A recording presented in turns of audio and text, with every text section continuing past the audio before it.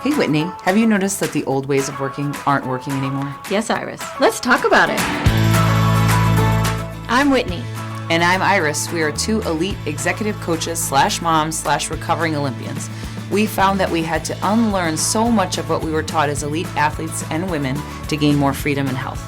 And we've seen our clients facing the same dilemmas. As coaches, we get this front row view of high-performing humans. And we realize we're all trying to make the best out of our potential, both at work and at home. We will take you behind the curtain and share with you how we untrain our clients and ourselves from toxic mindsets and habits. We will offer you the frameworks and tools to live and work with more ease and joy. Welcome to Untrained.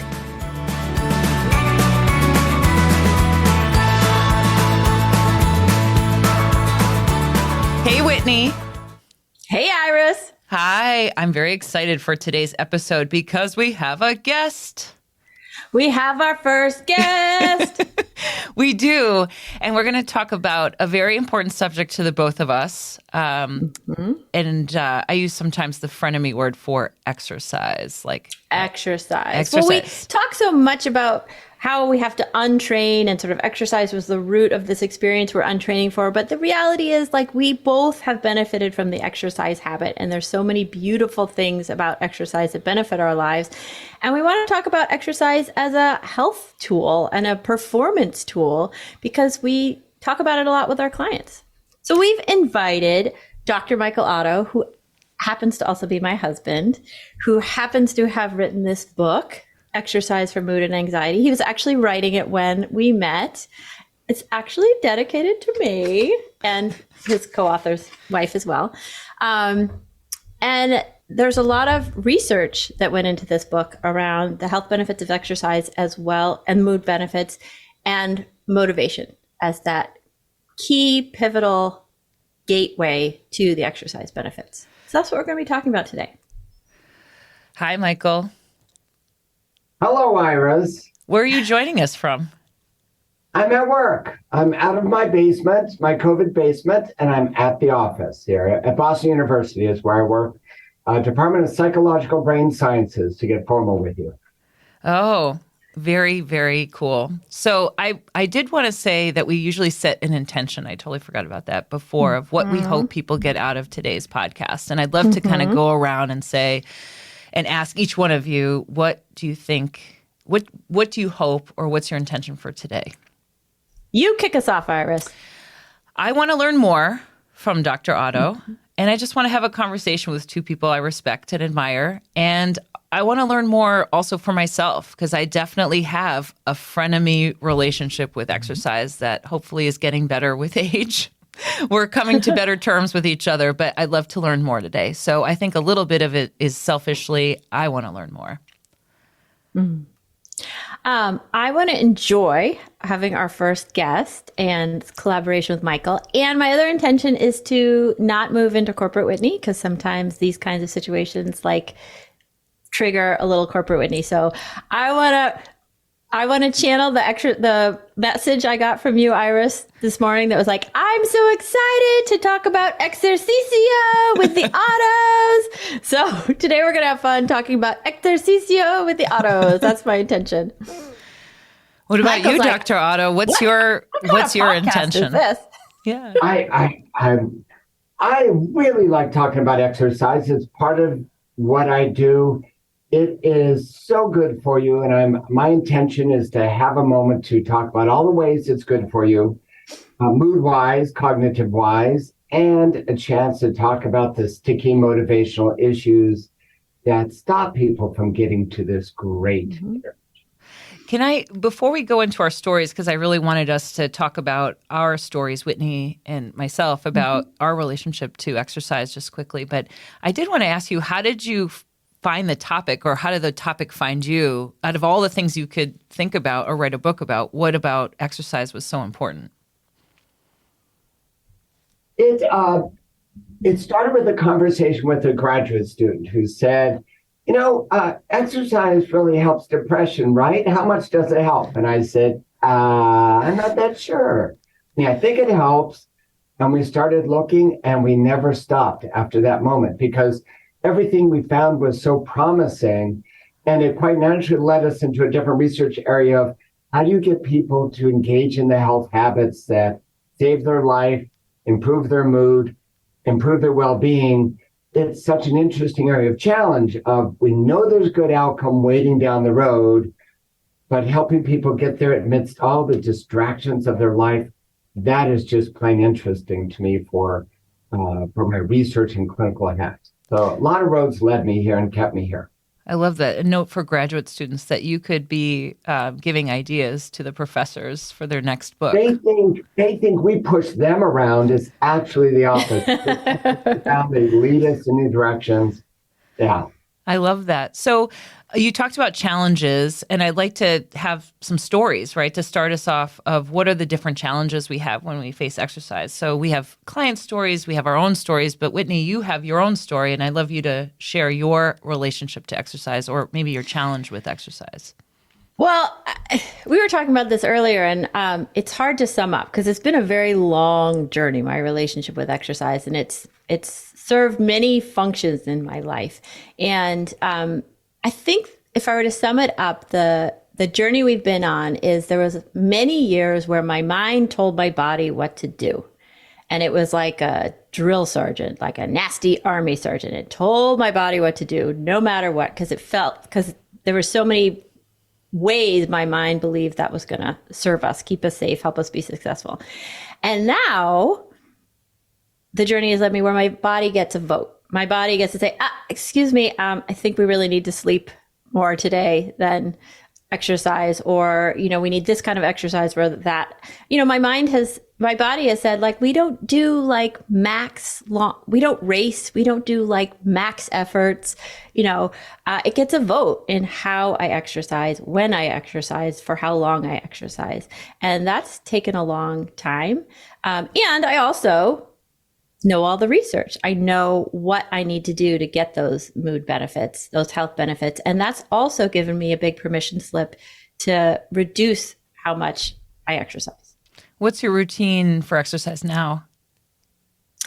Well, I think you're more of the routine person. I don't always have a routine. It sometimes, I was talking about, like, I have a hierarchy of values. Like, my values is health and well-being, family, work, exercise. So all those first three need to be really honored, and then exercise fits in, whereas before, exercise was at the very top of the list. So you have a little more of a routine, I think, around exercise and how it fits into your life. So what's your journey, your current relationship, ongoing relationship with exercise, Iris? As a fellow Olympian, I think we have a lot of resonance together where we often had to ignore our body and how we felt. And I'm an expert at ignoring any sort of alarm bells that my body would give me of rest. I've had 3 knee surgeries, 1 hip replacement, because I just would push my body to limits and never listen to those alarm bells, because you learn how to not listen to them so you could push through. There's a lot of like, come on, you got to do more of it, a lot of grinding through. So for me, exercise was definitely an antagonistic relationship where I just would fight my body to make sure I'm getting up and doing the same thing every day. Now I'm getting a little bit better about listening. And it does take time for me to learn and listen, like, oh, should I listen to that tweak or not? But, the benefits of getting older is sometimes you don't have a choice. You can't move. So I think now I do a little bit more of listening to myself. The one thing that helps me is to have a routine, because I have lots of anxiety. We've talked about that before. So having set times of, okay, on Tuesday, Wednesdays, and Fridays, I'm going to go into the gym. But what I do is going to be different depending on how I feel and how I rest. And, I told you, like, I like data, so I use my watch. My Garmin watch is really helpful of how much I've slept or how do I feel, are you rested or recovered? It helps me kind of determine where I want to go that day for exercise. And I also look gives you permission slip. Permission slip. And I look at my whole day is like, if I'm going to need to have a lot of energy for the rest of the day, I might want to choose something a little bit different for the workout. So routine's really important for me. So those were my challenges is, having a lot of judgment and guilt around not doing enough in the gym. And I know we're going to cover that. So I'd love to hear about some other challenges. Maybe Michael can chime in about some challenges that you saw in your research, and maybe we can transition a little bit to that too. And also just chime in about challenges we have with our clients in exercise. Yeah, and I think they're a little bit more on the other end of the spectrum often, is that they're not making time for the exercise habit. And I think this book was really designed to encourage and motivate people who aren't exercising to start that exercise habit. So, Michael, talk about, I love the perspective flip that you offer. I mean, I think personally, and for so many Americans, like, it's how exercise makes you look is what motivates people. You know, the abs are really in, and the muscles and leanness. But this book really takes a different approach and says, what if we start with the mood benefits? And what if we focus there? What's that going to do to our relationship with exercise? So take it away. All right. What a tee up. That was fun. Let me start with the advertisement. Advertisement first. It is simply amazing what mood benefits exercise seems to give to people. It is, with what I do, my day job is about clinical treatments for disorders, and it works. It is a clinical treatment for major depression. It works. The trials go about 12 weeks, and people are very different at the end of the trials. Trials have been done over and over again. Occasionally they don't work, but most of the time when you look, it's when people don't exercise, which is the motivation point you're getting to, then the outcome isn't there. Just like when you don't take the antidepressant, you don't get the outcome there. So it works for depression. It works for anxiety, especially generalized anxiety. It is a resilience promoter. And what I mean by resilience promoter is resilience is partly bouncing back from adversity. Like, we all get knocked down. After you get knocked down, how soon do you get back up? And also how reactive your body is. Are you sweating a lot? Is your heart racing? Are you turning out cortisol? It reduces that. It dampens the physiological reactivity. And here's a great natural experiment, ugly one, but useful for our purposes. COVID was hard on all of us. COVID led to this across the nation, increase in anxiety and depression, disruption of sleep, and well-being scores take a nosedive. But there's lots of research indicating that those people who were exercising during COVID fared much better, higher well-being, less anxiety and depression during the initial period of COVID. So it aids resilience. And then the last piece, which I think will probably, especially for people watching your podcast, want them to know, it's a cognitive enhancer. It improves your cognition after your exercise, but as you get yourself on a program of exercise, it protects the brain. It is one of the best ideas and best options as people age threatened by Parkinson's or Alzheimer's or just even mild cognitive impairment. It's one of the few things that really looks like you can do to protect your brain and your cognition over the long run as you age. So both in the moment benefits, but also this long-term benefit. So, but I skipped your point, didn't I, Whitney? Let me get back to it. Yes, we can work out and work and try to give our beautiful, beautiful abs for summer. Boy, if you're going to try to get beautiful abs for summer, you should have started a couple months ago because it takes time. It takes a long time to get the physical benefits of exercise. The good news about the mood benefits is they show up within a half hour of exercise. A much tighter contingency, in my scientific words. You get that outcome right away. No one's good. You guys are good. You Olympians are good at working and working and working for an outcome way down there. But most of us aren't good at working and working for an outcome way down there. That's why I want people to pay attention. What did I get today in terms of being less anxious, less moody from my exercise? Oh, I like that. Let me do it again tomorrow. Mm-hmm. And I've used that for myself. I've used that for my clients. And one of the other things that I've really used for my clients who are maybe working too much to get to exercise is I reinforce the cognitive benefits. I try and link, people say, I don't have enough time to exercise because I'm so busy working, and help them see this is going to make you better. This is going to make you more efficient. This is going to make you feel better. This is going to make you smarter. So talk to us about the cognitive benefits of exercise and how, for our corporate folks who feel they don't have time to exercise, it's strongly linked to their ability to perform well. Absolutely. Most of the benefits are in terms of memory, working memory, focus, and attention, exactly what people want to be more efficient during the workday. And when you exercise, you're promoting this whole cascade of neurochemicals, but especially one called BDNF, which is part of what sets in memory and part of what helps you kind of retain things longer. You know how during your day you're holding several things in your mind at once? That goes up with programs of exercise. That goes up after bouts of exercise. So if you're dragging at the office and you think, oh, I got to get that done, get that done, I don't have time for exercise.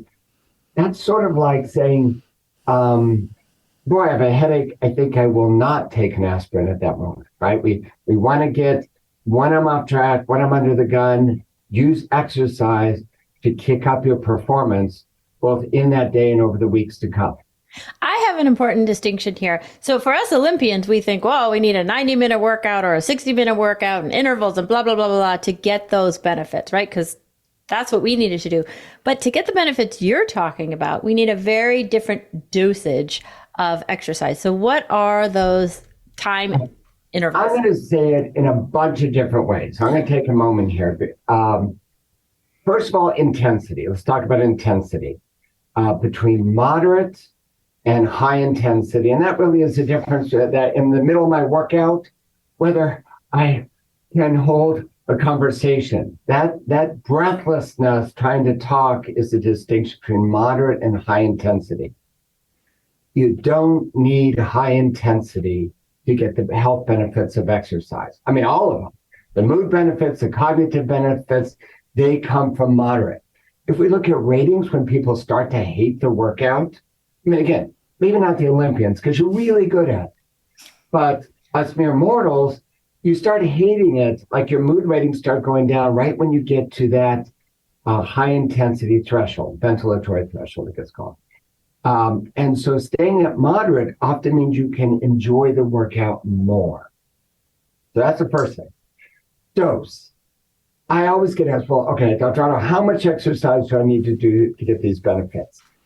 That's hard to know. The total amount, the American Heart Association used to say, well, you got to get your 4x40, 40 minutes, 4 times a week, and let that go. There's good evidence that you are accruing benefits even with just 10 minutes. That is the smallest documented unit of benefit from exercise. 10 minutes added into that total. Well, what's the total? What's ideal? I don't know what's not enough. I can give you ideal, right? When physicians get together and researchers get together and say, well, what's ideal? Somewhere between adding up to 150 to 300 minutes of moderate. You do get less. You do high intensity, but it's way harder, right? 75 to 150 minutes of high intensity. The key is figuring out what you like. Now, here's what I like about the 10 minutes. Oh, man, I don't want to work out today. I'm tired. And you've been living this, Michael. You've been doing some 10-minute workouts. So I just have to say, name that. Because I can always make myself do 10 minutes. Like, what's the argument? I'll just do 10 minutes. And for me, that's often a foot in the door. I often do longer, or I'll hit a 10-minute, sometimes I'll do it. Oh, let me use the Peloton. I'll do it 10 minutes. Oh, what city do I want to visit and ride my bike for 10 But what's cool about that is that exercising for 10 minutes, I'm no longer Professor Otto. I'm an athlete. I feel like an athlete. I feel good. So I might say, well, let me do one more thing. So having in your mind, let me just do some 10-minute doses as a minimum helps people sometimes get in there and do more. He's an athlete who works out in his jeans. I am the only person I know. Let's talk about that. When you say, hey, Iris, let's go exercise. What Iris, as an example, typically will picture is the act of changing her clothes, and putting on her exercise gear to start exercise. And that's just often a aversive moment. Okay, well, I'll get socks, wear my shoes, right? Even if people picture not just that part, but the middle of exercise and the end of exercise and after exercise, when they think about, hey, should I exercise? You picture all that, you are much more likely to go exercise. I get so like, oh, did I bring the stuff? Yeah, working out my jeans, which I'm wearing some now, which means if I go to the gym, I just change shirts and I'm in. It makes it easier. So all those barriers that you have to do before you get to the exercise, working out in your jeans, scientifically proven. Well, I was thinking to help you get fitter. Look for your left tennis shoe for more than 30 seconds. I'm not going to exercise, right? And so all this stuff about rethinking about the barriers and getting them out of the way. I was working out the same time. I mean, of routines. Well, let me go back to where you guys started. Whitney said, using my brain to force my body, and now I'm starting to listen to my body more. That whole using your brain to force your body. I should exercise. Oh my God, that's just so hard. Using a routine, using friends, figuring out what's the closest, easiest way to start so you don't have to do that big motivational push. Well, and that's a huge part of this book is talking about motivation, right? Because without motivation, or what we all think of as motivation, you can't get to the exercise for many people. So you've studied motivation. And motivation is outside of us, right? This idea of, let me dig deep. People do the face. Hey, Michael, you want to go to the gym? And what am I doing? I've got traveling down here and saying, how full is my motivation? No. Motivation is really out there. You cue wanting to do it. You use your friends, and all of our exercise prescriptions that we do now are so personalized around what is most fun, what is most diverse. This idea that the frame you used to start exercise 2 or 3 weeks ago is going to be the right frame to keep it going. I want to raise that. Again, you Olympians had to be the best and perfect performance at the one thing. Exercising for mood, you're looking for easy, no barriers with people. If someone can remind you to go, that's great. If you owe someone socially, I told my friend John I'd show up. I've got to show up. Magnificent.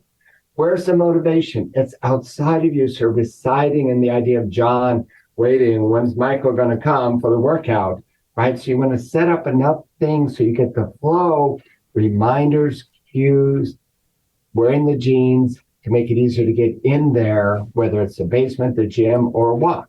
So rather than using your energy stores, to summon that motivation from deep inside you, use those energy stores to plan the things outside of yourself that will inspire or invite exercise with more ease. Yeah, and even in the studies, people would do that. They set the shoes out. So if you're going to exercise after work, you come home and you see the shoes sitting there. There's a little card inside the shoes that says mood, that says, I'm not doing this to go get buffed. Do I want to feel better? Yes. I'd like to unwind from work and feel better. Yeah. You put the shoes on immediately and get out there. And the chaining's important, right? If you go home, lie on the couch, what a day I've had. It's hard. You can exercise from there. The only motivation you have is, let me just change clothes. I don't want to wear this work clothes anymore. Change into something. If I put on my exercise t-shirt, I'm suddenly Michael the athlete instead of the Michael perfectly average athlete, let's be clear. But Michael the athlete, and it makes me feel like doing something. Then I think, okay, I don't want to run. I can't face running. I'll just go stand on the front porch. I can tell you, if I stand on the front porch more than 28 seconds, I feel really silly. So I think, let me at least walk. And if I start walking, I'm probably ready to do the next thing. So that picking an exercise to do for 10 minutes sometimes makes you do it for a half hour. And just looping back to the benefits, I've been to parties with other therapists who've read Michael's book, and they say psychiatrists, they will not prescribe medication until someone starts exercise. I've had those conversations. It's that powerful. It's that powerful. And what's really neat about it also is, what is the side effect of exercise for mood? Well, one, sore knees is often the side effect, maybe, depending on what you're doing. But the other side effect is you live longer, right? What? It's tied to it reduces all-cause mortality. There's a nice thing, but it reduces the things that tend to kill you. So it's an intervention that has some terrific health benefits as well. So a couple things I'm hearing is redefine an exercise that really works for you, right? So I do CrossFit. Whitney's not going to do CrossFit. Other people may do like a nice bike ride, whatever it is. So define what that is.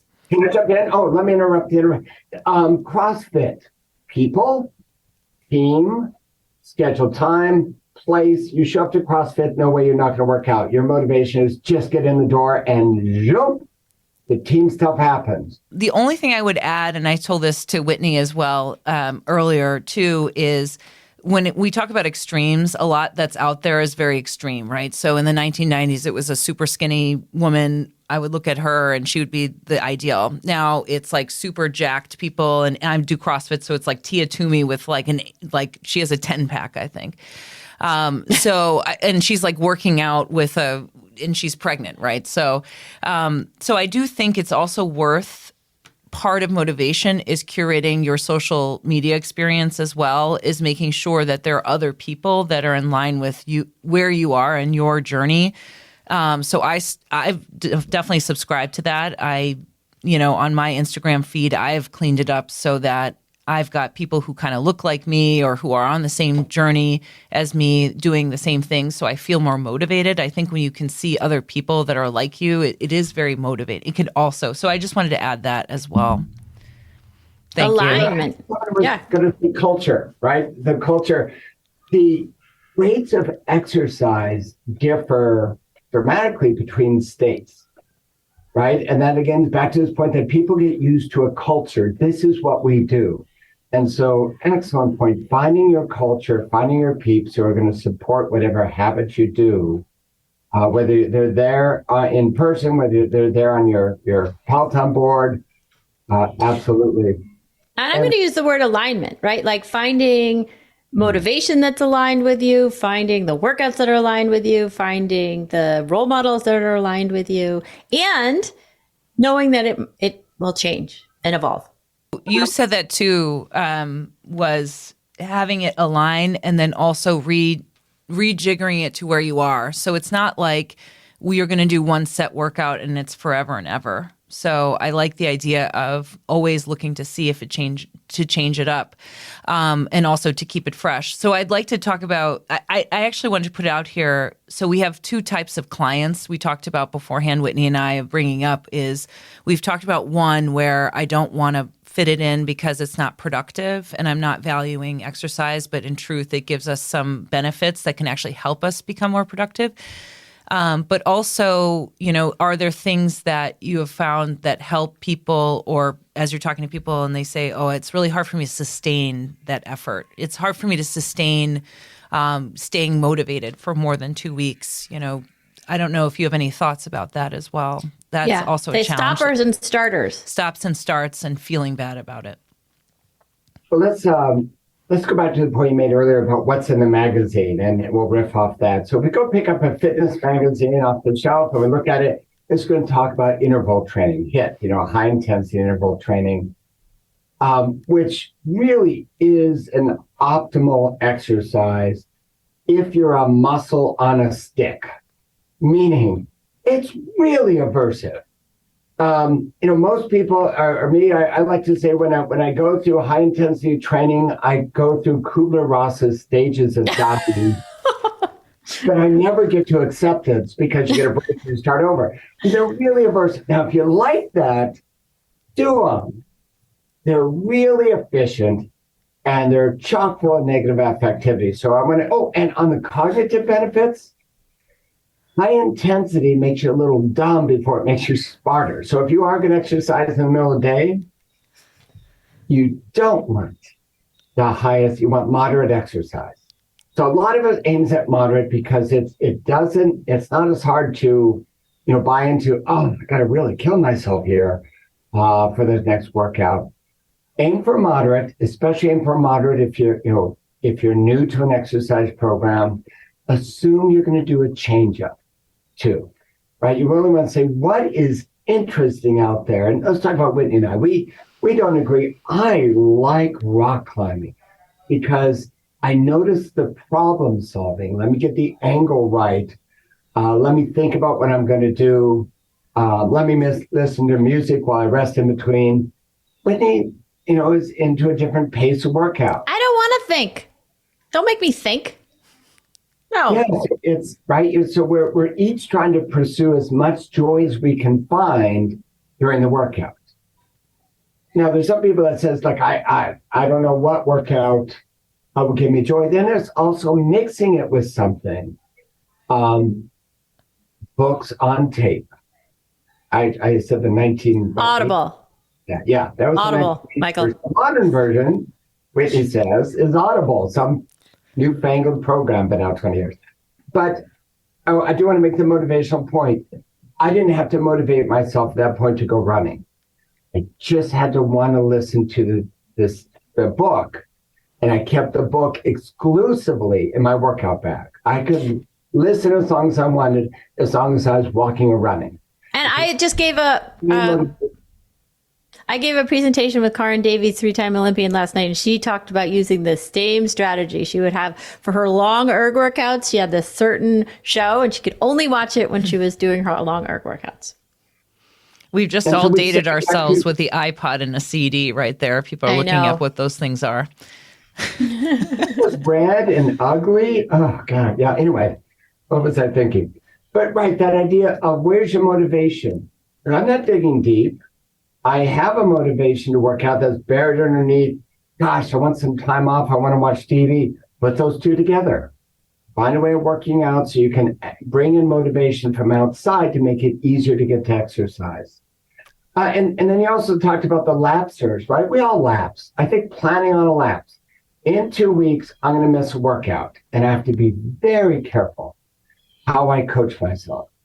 If I say, oh, what a jerk, I can't believe I missed, I'm such a bad exerciser, that is not going to help me go back at all, right? We have to be ready for the kindness, sort of like, hey, Michael, want a treat? Want a treat? Right? We got to edge ourselves back in. I missed. Let me make the buy-in. Let me go back to just 10 minutes, the easiest workout I can get, and build myself up. So gentle invitations into minimal, moderate exercise. That's the most fun. And if you miss that, you say, what would help me get there? What would be, how can I make my time on the exercise bike that much more interesting?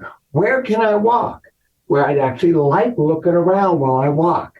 What friend can I use who also is trying to exercise so that I'm at least touching base and we're texting to each other. Hey, did you get the workout done today? Yeah, I did 10 minutes. Oh, great. Let's go for 20. So small, positive, and offering yourself rewards during the exercise to try to make it more enjoyable so you can have some natural motivation to do it next time. You just hit on two themes. I got in there. I said you just hit on two themes that are a theme for our podcast, and one of them is call a friend, right? So you can call a friend to help accountability and also just while you're walking. And then also the other one is getting rid of judgment, right? So instead of, I haven't worked out for 2 days and I'm the worst person in the world and I can't believe it, is giving yourself without judgment, just breaking it down and going back in. And I actually use a tool for my clients and I say, let's try to do this habit. And if you can't do it for 2 days, try not to not do it for 2 days, right? So if you don't do it for 2 days, that's the maximum. Give yourself some grace of, I'm not going to do it for 2 days and then go back to it. And then in the coaching capacity, what I really like is when people do, they have trouble doing the habit for more time, have a conversation about it. I think that's what we forget too, is look at being able to go back without judgment and just getting curious. So that's the third theme, right? Just why is this so hard for me? What else do I need to add? How else can I motivate myself? Who do I need to call? Those kind of things. So that's what I'm hearing. Because people have a lot of old stories in their head about exercise, and they bring in a lot of shame and judgment. Oh my gosh, the number of people who had coach, meaning that person in high school, coach who punished you by making you run laps. Is that a good idea for developing a lifelong fitness habit? Oh my gosh. Oh, and we right before we got started, we talked about also sports, maybe some things you can't go back to because they're just too freighted with, yes, I dropped the ball in the crucial game is, maybe I should go back to softball. Well, maybe not. Maybe that's kind of poison. I can't go back to swimming. Of my average sports, that was my average sort of high school sport. And no matter how much I work out now, I'll be so much worse than the 17-year-old version of myself. I don't need to go back to that workout. And because that voice on what I should be doing versus what I am doing is still really strong around swimming. Feels too low. I'm too low in the water. Can't believe I feel so low in the water. Why am I? Right? So it's okay also to avoid the really challenging, overly freighted exercises and just find another one. So I'd love to go around and just say, if, we've talked about a lot of different elements of this topic. If we want our guests to remember, our podcast listeners want to remember one thing, maybe we could each summarize that one thing. Iris, do you want to go first? I think what I want to take away from today is finding exercises that are, two things actually. Finding exercises that are things that you want to do, right? Because my history is just doing the things I'm told to do or doing the things everyone else is doing. But I think the importance is you need to align with the exercise that you're doing. Otherwise, you're not going to stay motivated to do it. What's the other thing? 10 minutes is a good dosage. And moderate, because I'm not used to that either. I'm a CrossFitter. So it's kind of nice to know also in the middle of the day, if I want to get my cognition up, that I can do some moderate exercise, that high intensity exercise may actually not be as helpful. So those are a couple things I'm taking away from today. Yeah. I think mine is like this big permission slip. I think I've been having a lot of conversations with clients around particularly work, as well as exercise, like that they feel they need to rely on discipline. And I love this idea that motivation is out there, not in here. So our work then becomes creating the environments for motivation that has to do with what feels aligned with us. So it really becomes a very personalized setup, configuration that we're trying to create versus, I just really need to dig deep. And joy and pleasure are allowed to be part of the process. It's not just work and toil.